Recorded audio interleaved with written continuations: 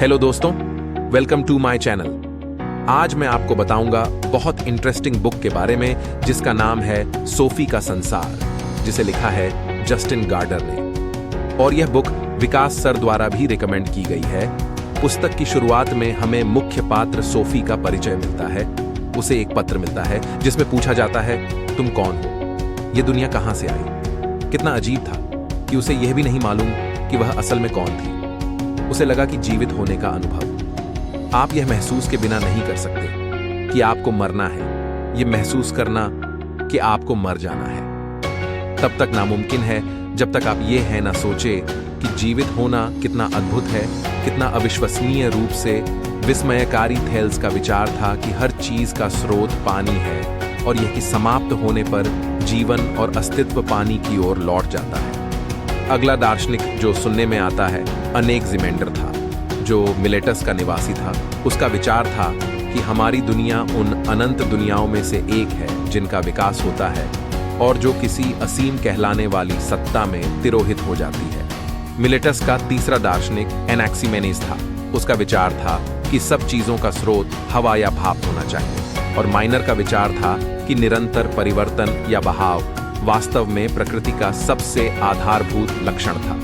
हिरेक्लिट्स के अनुसार यदि हम कभी बुरे नहीं होते तो हमें यह कभी झांक नहीं होगा कि अच्छा होना क्या होता है। एम्पीडोक्लीस का मानना था कि कुल मिलाकर प्रकृति 4 तत्वों या जड़ों से बनी है, जैसा वह उन्हें परिभाषित करता था। ये 4 जड़ें थी, पृथ्वी, हवा, अग्नि और पानी। क्योंकि सब चीज पृथ्वी, हवा, अग्नि और पानी के मिश्रण से ही तो बनी थी। हाँ, उनका अनुपात भिन्न भिन्न होता। अब सोफी को सुकरात के विषय में बताया जाता है। सुकरात की कला का सार इसमें है कि वह लोगों को शिक्षा देता नहीं देता। इसके विपरीत वह यह प्रभाव छोड़ता है कि जिन लोगों से वह बात करता था वह उनसे कुछ सीखने की इच्छा रखता है। एक पारंपरिक स्कूल मास्टर की तरह भाषण देने के बजाय वह चर्चा करता था, विचारों का आदान प्रदान करता था, किंतु वह प्रश्न पूछता था, खास तौर से बातचीत शुरू करने के लिए ऐसे मानो वह कुछ नहीं जानता। चर्चा के दौरान वह अपने विरोधियों को उनके तर्कों की कमजोरी पहचानने में सहायता करता और जब वह सुकरात के तर्कों में फंस जाते तो वे यह ढूंढने के लिए बाध्य होते थे कि सही क्या है और गलत क्या है। अपने अंतर्जात तर्क को प्रयोग करने का मतलब है अपने अंदर गहरे जाना और वहां जो है उसका प्रयोग करना। अज्ञानी होने का अभिनय करके सुकरात लोगों पर अपने कॉमन सेंस प्रयोग करने के लिए जोर डालता था। यदि आप सुकरात से मिले तो समझ लीजिए आपने अपने आप को सार्वजनिक रूप से मूर्ख बना लिया, खास तौर से उन लोगों ने जिनका समाज में कुछ ऊंचा स्तर या प्रतिष्ठा थी। उसके लिए अपनी आत्मा और सत्य का मूल्य अपने जीवन से ऊंचा था। यीशु और सुकरात दोनों ही पहेली भरे व्यक्तित्व थे। दोनों ही एक ऐसे परम आत्मविश्वास से बोलते थे कि वह लोगों को आकृष्ट भी करता था और परेशान भी। उन्होंने हर प्रकार के अन्याय और भ्रष्टाचार की आलोचना करके समाज की सत्ता को चुनौती दी। सुकरात ने खुद कहा था कि मैं सिर्फ एक चीज जानता हूं और वह यह है कि मैं कुछ नहीं जानता। सबसे अधिक विनाशकारी वे लोग हैं जो प्रश्न पूछते हैं। उत्तर देने में इतनी धमकी या खतरा नहीं है। कोई एक प्रश्न ही इतना विस्फोटक हो सकता है जितने 1000 उत्तर शायद कभी ना हो। यदि लोगों की हम सामान्य रूप से बात करें तो वह या तो पूरी तरह आश्वस्त है या पूरी तरह उदासीन। सुकरात ना तो आश्वस्त था और ना ही उदासीन। वह तो बस इतना जानता था कि उसे कुछ नहीं मालूम और यह उसे कष्ट देता था। इसीलिए वह एक दार्शनिक था। वह एक ऐसा व्यक्ति था जो हार नहीं मानता बल्कि सत्य की अपनी खोज में अथक लगा रहता है। अफलातून का मुख्य बिंदु यह था कि हमें कभी भी किसी वस्तु का सच्चा ज्ञान प्राप्त नहीं होगा क्योंकि हर वस्तु निरंतर परिवर्तनशील है। संक्षेप में हम यही कह सकते हैं कि जिन चीजों का ज्ञान हम अपनी इंद्रियों से करते हैं वह उन चीजों के बारे में स्पष्ट धारणाएं होती हैं, किंतु जिन चीजों को हम तर्क द्वारा समझते हैं उनके बारे में हमें सच्चा ज्ञान प्राप्त हो सकता है। तर्क की कामना बुद्धिमत्ता प्राप्त करने की है। इच्छा हिम्मत होना चाहती है और भूख पर नियंत्रण लगना चाहिए ताकि आत्मनियंत्रण बरता जा सके। जब शरीर के तीनों भाग मिलकर काम करते हैं तभी हमें समन्वयपूर्ण व्यक्ति मिलता है। अगले पत्र में उससे पूछा जाता है कि पहले कौन आया, मुर्गी या मुर्गी का विचार? क्या हम जन्मजात विचार लिए पैदा होते हैं? एक पौधे, एक जानवर और एक मनुष्य में क्या अंतर है? वर्षा क्यों होती है? अच्छा, जीवन जीने के लिए किस चीज की जरूरत है? हर किसी को भोजन, गर्माहट, प्रेम और देखभाल की जरूरत होती है। ये बुनियादी चीज अच्छा जीवन जीने के लिए पहली प्राथमिकताएं हैं। अरस्तु एथेंस का निवासी था।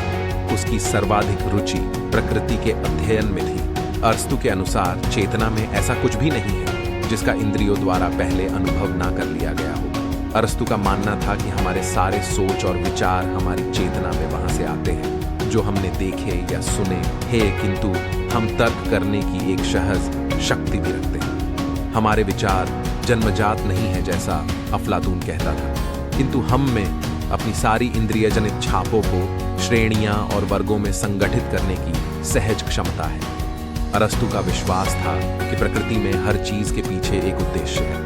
वर्षा इसलिए होती है कि पौधे बढ़ते हैं। संतरे और सेब इसलिए पकते हैं ताकि लोग उन्हें खा सकें। अगले पत्र में उससे पूछा गया कि क्या अन्य ग्रहों पर भी जीवन है? क्या ईश्वर का अस्तित्व है? क्या मृत्यु के बाद जीवन है? और क्या यीशु भगवान का बेटा था या केवल एक बुद्धिमान आदमी था? अपनी बुद्धि का प्रयोग करके लोग खुद को अंधेरे से बाहर लाने का प्रयास शुरू कर सकते हैं। सही और गलत का निर्णय उस वातावरण द्वारा होता है जिसमें पलकर व्यक्ति बड़ा हुआ है। वास्तव में अंधेरे का अपना कोई अस्तित्व नहीं है, यह सिर्फ रोशनी का अभाव है। इस ग्रह पर हम थोड़े से वर्ष ही रहेंगे, किंतु यदि मानवता का इतिहास हमारा अपना इतिहास है तो हम हजारों वर्ष के हैं। अब सोफी को मध्य युग के बारे में पता चलता है। जब आप नर्वस होते हैं तो सभी वर्जनाओं को तोड़ देने से ही राहत मिलती है। घटित हो जाने के बाद तथ्यों की समझ बेहतर और आसान हो जाती है। एक्विनास का मानना था कि ईश्वर तक पहुंचने के दो मार्ग हैं। एक रास्ता आस्था और ईसाई धर्म की ईश्वरीय भविष्यवाणी का है, और दूसरा रास्ता तर्क और ज्ञानेंद्रियों से होकर जाता है। इन दो में से आस्था और ईश्वरीय भविष्यवाणी वाला रास्ता निश्चय ही भरोसेमंद है, क्योंकि केवल तर्क पर भरोसा करने से हम आसानी से पथभ्रष्ट हो सकते हैं। क्या यह पूरी तरह निश्चित है कि ईश्वर है? भले ही हमने बाइबल ना पढ़ी हो, जो हमें दूसरों के प्रति वैसा व्यवहार करने को कहती है जैसा हम उनसे अपने लिए कराना चाहते हैं, तो भी हम जानते हैं कि दूसरों को नुकसान पहुंचाना गलत है। ईश्वर के लिए समय का अस्तित्व उस तरह नहीं है जैसे हमारे लिए। हमारा यह समय ईश्वर का यह समय नहीं है। जिस तरह सप्ताह हमारे लिए गुजरते हैं, आवश्यक नहीं है कि ईश्वर के लिए भी वैसे ही गुजरे। जीवन दोनों ही चीज है, उदास और गंभीर। हमें इस अद्भुत संसार में आने दिया जाता है। हम एक दूसरे से मिलते हैं, अभिवादन करते हैं और कुछ क्षणों के लिए इकट्ठे घूमते फिरते रहते हैं। फिर हम एक दूसरे को खो देते हैं और गायब हो जाते हैं, उसी अचानक और बेतुके ढंग से जिस तरह हम आए थे। कोई सवाल इसलिए बेतुका नहीं हो जाता क्योंकि तुम्हें इसका उत्तर नहीं आता। अंग्रेज दार्शनिक टॉमस होब्स मानता था कि समस्त दृश्यमान जगत, जिसमें मनुष्य और पशु दोनों शामिल है, केवल पदार्थ के कणों से बना हुआ है। यहाँ तक कि मानव चेतना भी, जिसे आत्मा कहते हैं, मस्तिष्क में छोटे छोटे कणों की गति से बनती है।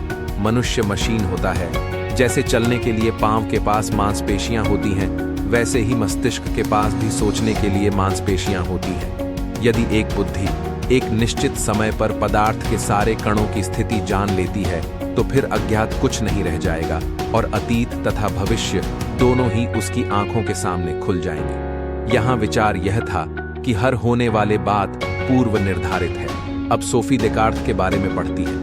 वह लिखता है, आप इस बारे में सुनिश्चित कैसे हो सकते हैं कि आपका सारा जीवन एक सपना नहीं है? हम हैं भी और नहीं भी। वह इस निष्कर्ष पर पहुंचा कि मनुष्य दोहरा जीव है जो सोचता भी है और जगह भी घेरता है। हमारे पांव बूढ़े और दुर्बल हो सकते हैं, कमर झुक सकती है और हमारे दांत गिर सकते हैं, किंतु जब तक हम में तर्क बचा हुआ है तब तक 2 और 2 मिलकर 4 होते रहेंगे। तर्क झुकता नहीं है और ना ही कमजोर होता है। यह केवल शरीर है जो बूढ़ा होता है। साधारण ना जानना नए ज्ञान की दिशा एक कदम है। स्पिनोजा कहता है, खुद को याद दिलाओ कि तुम समस्त प्रकृति में जीवन का केवल एक बेहद छोटा सा भाग जी रहे हो। तुम एक विशाल संपूर्णता का अंग हो, किंतु एक नवजात शिशु की। सोचो, जो चीखता चिल्लाता है, अगर इसे दूध नहीं मिलता तो वह अपना अंगूठा चूसता है। क्या इस शिशु की स्वतंत्र इच्छा है? मेरा अनुमान है नहीं। फिर बच्चा अपनी स्वतंत्र इच्छा कब प्राप्त करता है? 2 साल की उम्र में वह इधर उधर दौड़ता है और हर दिखने वाली वस्तु की ओर इशारा करता है। 3 साल की उम्र में यह माँ से नाना करता है और 4 साल की उम्र में अचानक अंधेरे से डरने लगता है। हम राजनीतिक परिस्थितियों के कारण अपने विकास और निजी बढ़त में कई रुकावटें पा सकते हैं। बाह्य स्थिति हमको बाधित कर सकती है। जब हम अपनी सहज जन्मजात योग्यताओं को विकसित करने के लिए स्वतंत्र है, तभी हम स्वतंत्र प्राणी की तरह रह सकते हैं। मनुष्य बाह्य बंधनों से मुक्त होकर स्वतंत्रता पाने का प्रयास कर सकता है, किंतु वह स्वतंत्र इच्छा कभी नहीं पा सकता। हम अपने शरीर में घटित होने वाली हर चीज पर नियंत्रण नहीं कर सकते, ना ही हम अपने चिंतन का चयन करते हैं। अतः मनुष्य के पास स्वतंत्र इच्छा नहीं है। यह लगभग एक मशीनी शरीर में कैद है। स्पिनोजा ने कहा कि ये हमारी वासनाएं हैं, जैसे महत्वाकांक्षा और सेक्स एनर्जी, जो हमें सच्ची प्रसन्नता और समन्वय प्रदान करने से रोकती है। किंतु यदि हम यह स्वीकार कर लें कि सभी कुछ जरूरत के कारण होता है, तब हम संपूर्ण प्रकृति की अंत प्रज्ञायुक्त समझ प्राप्त कर सकते हैं। तब हम पूर्ण स्पष्टता से यह अनुभव कर सकेंगे कि सभी कुछ जुड़ा हुआ है। सभी कुछ से लक्ष्य उस हर चीज को समझना है जो सर्वाग्रही समझ में अस्तित्वमान है। तभी हम सच्ची प्रसन्नता और संतोष पा सकेंगे। क्या मालूम हमारा सारा जीवन ही एक सपना हो, किंतु हमें इतनी जल्दी निष्कर्ष पर नहीं पहुंचना चाहिए। अग्नोस्टिक वह होता है जो मानता है कि ईश्वर या देवताओं का अस्तित्व न तो सिद्ध किया जा सकता है और न असिद्ध। यदि आप किसी जरूरतमंद आदमी की सहायता का फैसला करते हैं, तो आप ऐसा अपनी भावनाओं के कारण करते हैं, तर्क के कारण नहीं। हमें तो यह भी नहीं पता कि हम सोचते हैं। यह भी हो सकता है कि हम विचार हो और यह सोचने से बिल्कुल अलग है। सोफी को अब हेगल के बारे में बताया जाता है। आप कभी यह दावा नहीं कर सकते कि एक खास विचार हमेशा हमेशा के लिए सही है, किंतु वह उस एनवायरनमेंट से सही हो सकता है जहां आप स्थित हैं। मानव ज्ञान निरंतर आगे बढ़ता रहता है। जिस प्रकार से एक शिशु किसी भाषा में जन्मता है, उसी प्रकार वह किसी ऐतिहासिक पृष्ठभूमि में भी जन्मता है, और उस पृष्ठभूमि के साथ किसी का भी कोई मुक्त संबंध नहीं होता। अब हम क्रिकेगार्ड पर आते हैं। सोरेन क्रिकेगार्ड का जन्म 1813 में हुआ था और बचपन में उसे पिता ने बड़े कठोर अनुशासन में रखा। उसका धार्मिक विचार उसके पिता की ही दी हुई विरासत थी। उसके लिए धर्म और ज्ञान आग और पानी की तरह थे। महज इतना विश्वास करना काफी नहीं था कि ईसाईयत सच्ची है। ईसाई आस्था रखने का मतलब था ईसाई धर्म का जीवन जीना क्रिकेगार्ड के अनुसार अधिक महत्वपूर्ण वे सत्य हैं जो किसी व्यक्ति के जीवन के लिए सार्थक है। आप यह कभी नहीं जान सकेंगे कि जिसका आपने बुरा किया है उस व्यक्ति ने आपको क्षमा कर दिया है या नहीं। आप यह कभी नहीं जान सकते कि कोई व्यक्ति आपको प्यार करता है या नहीं। उसका मानना था कि जीवन के 3 दिन चरण होते हैं। वह उन्हें कलात्मक या सौंदर्यात्मक चरण, नैतिक चरण और धार्मिक चरण कहता था। वह जो कलात्मक चरण में रहता है वह क्षणिक जीवन जीता है और आनंद उठाने के हर अवसर को पकड़ता है। उसके लिए वह हर चीज अच्छी है जो सुंदर है, संतोषदायी है या खुशनुमा है। यह आदमी इंद्रियों की दुनिया में रहता है और अपनी इच्छाओं और मूडस का गुलाम होता है। उसके लिए हर नीरज चीज खराब होती है। सबसे बढ़िया काम आप यह कर सकते हैं कि एक भिन्न प्रकार का जीवन चुनें, और इस तरह शायद आप नैतिक चरण में जीवन जीना प्रारंभ करेंगे। आप नैतिकता के नियमों के अनुसार जीने का प्रयास करते हैं, किंतु कुछ दूसरे लोग धार्मिक चरण में नई छलांग लेते हैं। यद्यपि जीवित ईश्वर की खुली बाहों में छलांग लगाना भयंकर हो सकता है, जैसे क्रिकेगार्ड कहता था, किंतु यही एकमात्र मार्ग है। अब वह चार्ल्स डार्विन को पढ़ती है। जब चार्ल्स स्थानीय ग्रामर स्कूल का विद्यार्थी था तो उसके हेडमास्टर ने बालक डार्विन का वर्णन इस प्रकार किया। वह हर समय इधर उधर उड़ता फिरता है, बेकार की चीजों में अपना दिमाग खराब कर रहा है और कोई भी तनिक सा भी ऐसा काम नहीं करता जो जरा सा भी उपयोगी हो। बाद में जब उसने धर्मशास्त्र पढ़ना शुरू किया तो चार्ल्स की अधिक रुचि चिड़िया देखने और कीड़े मकोड़े इकट्ठा करने में थी, और जब वह कॉलेज में था उसने प्राकृतिक वैज्ञानिक के रूप में अपने लिए ख्याति अर्जित कर ली। यदि आप कुत्तों, चमगादड़ों, खरगोशों और सारे मानवों के भ्रूण की प्रारंभिक अवस्थाएं देखें और तुलना करें तो आप उनका अंतर नहीं बता सकते। बहुत आगे के चरणों में पहुंचकर ही यह अंतर देखने लायक बनता है। इससे यह संकेत नहीं मिलता कि हम दूर के संबंधी हैं। लैमार्क का मानना था कि जिन लक्षणों को एक प्राणी अपने प्रयासों से प्राप्त करता है वह उसकी अगली पीढ़ी में आ जाते हैं। मुर्गियां हमेशा ही हफ्ते में 5 अंडे नहीं देती थीं। भेड़ें इसी तरह हमेशा ज्यादा ऊन नहीं देती थीं और घोड़े हमेशा ही इतने तेज या मजबूत नहीं थे जितने आज हैं। इन्हें पैदा करने वालों ने कृत्रिम चरण या छांट की है और यही बात वनस्पति जगत में भी लागू होती है। अगर आपके पास आलू के अच्छे बीज हैं तो आप खराब आलू नहीं बोते और इसी तरह आप गेहूं के उन पौधों को काटने में समय व्यर्थ नहीं करते जिन पर बाली नहीं आती। डार्विन ने बताया कि कोई भी जीव पूरी तरह समान नहीं है। प्रकृति अंतरों का लंबा चौड़ा भंडार पैदा करती है। एक ही जाति में भी 2 प्राणी बिल्कुल एक जैसे नहीं हैं, जो किसी कारणवश अपने जीन आगे पहुंचाने में असमर्थ रहते हैं, निरंतर बेकार होते हैं, फेंक दिए जाते हैं और इस तरीके से उसकी प्रजाति परिष्कृत होती जाती है। प्राकृतिक पर्यावरण में परिवर्तन से विशिष्ट कोने बने और उनसे सर्वाधिक अनुकूलता बना लेने वाली प्रजाति विकसित होती चली गई, किंतु फिर भी मानव जाति केवल एक है। ऐसा इसलिए है कि मनुष्य में जीवन की विभिन्न दशाओं के अनुकूल बन जाने की असाधारण योग्यता है। इस चयन ने यह सुनिश्चित किया कि सबसे शक्तिशाली या सबसे फिट ही जिंदा बच पाएगा।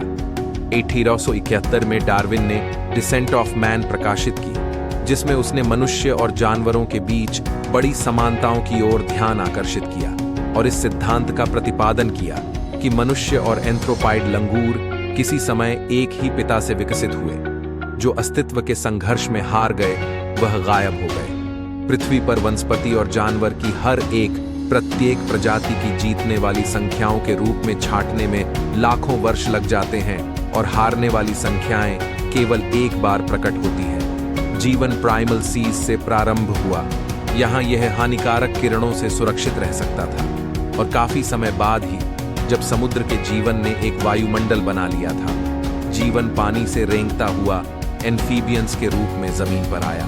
फ्रायड ने कहा, मानव की यौन प्रवृत्ति उतनी आधारभूत है जितनी एक शिशु की मां का दूध पीने की प्रवृत्ति। हम अपने सारे अनुभवों की स्मृतियों को अपने भीतर गहरे इकट्ठे करते रहते हैं। हम निरंतर दबाए गए विचारों के दबाव में रहते हैं जो लड़ झगड़ कर अचेतन से ऊपर आना चाहते हैं। यही कारण है कि हम वह कर या कह देते हैं जो हमारा इरादा नहीं था। फ्राइड मानता था कि सपना एक दबी हुई इच्छा को बदले हुए वेश में पूर्ति है। फ्राइड के अनुसार अचेतन तक जाने का सही रास्ता हमारे सपने हैं। हाल ही के शोध से पता चला है कि हम प्रति रात करीबन 1 से 2 घंटे सपने देखते हैं। यदि हमारे सपने देखते समय कोई विघ्न होता है तो हम नर्वस और चिड़चिड़े हो जाते हैं। आखिरकार हमारे सपने हमारे बारे में ही होते हैं। हम निदेशक होते हैं, हम ही सारे दृश्य सेट करते हैं और हम ही सारी भूमिका अदा करते हैं। कोई भी व्यक्ति जो यह कहता है कि वह कला नहीं जानता तो वह खुद को भली भांति नहीं समझता। सार्त्र के दर्शन में क्रिकेगार्ड की भांति ही कुंजी शब्द